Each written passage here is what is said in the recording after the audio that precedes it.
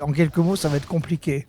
Mais néanmoins, je vais essayer de vous résumer un peu la situation. C'est un club d'abord qui porte toute l'histoire de l'automobile française depuis 1895, date de sa création. C'est le premier automobile club au monde et c'est lui qui a contribué à la création de l'ancêtre de la Fédération internationale de l'automobile avec 11 autres clubs européens. Automobile Club, et ils ont pu créer cette fédération internationale. C'est un engin de patrimoine, un véhicule de patrimoine, une institution du patrimoine. Et surtout, il faut que tout le monde se rappelle que l'automobile est née en Europe.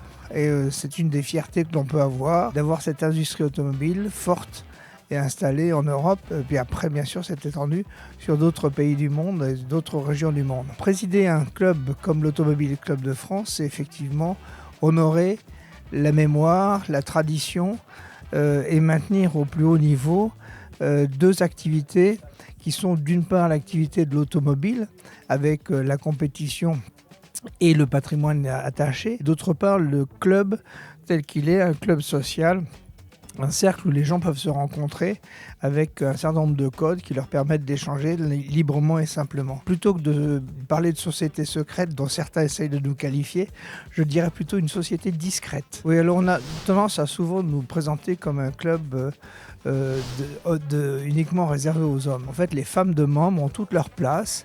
Elles peuvent venir sans aucun problème dès qu'elles le souhaitent. Elles ont un statut vraiment lié au statut de leur mari.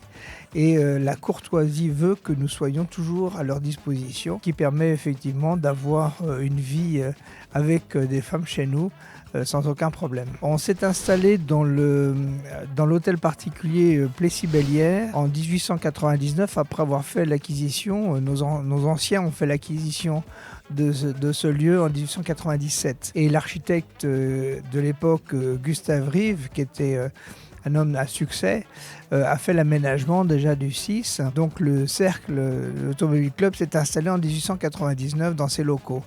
Et juste après, en 1901, le 8 place de la Concorde a été à vendre. Donc les gens, nos anciens, ont fait l'acquisition de ce 8 place de la Concorde, qui était l'hôtel Cartier.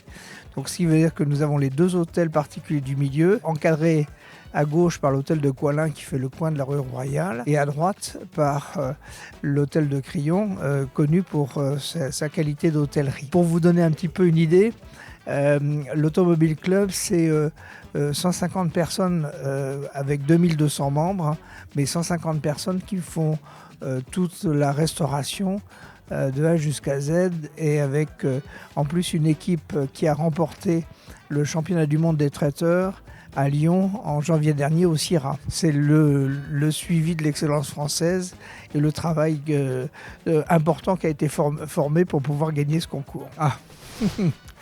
Alors c'est pour moi, mais c'est vraiment un choix personnel, c'est l'Aston Martin. Je suis un peu passionné par James Bond bien entendu, mais également par les moteurs à 12 cylindres en V, donc les V12, les fameux V12, qu'on retrouve de temps en temps dans de très belles voitures comme les Ferrari. Je les trouve, quelles que soient les générations, toujours avec un design extraordinaire. J'adore les bonnes choses, c'est-à-dire le bon vin. Ça, c'est une première chose.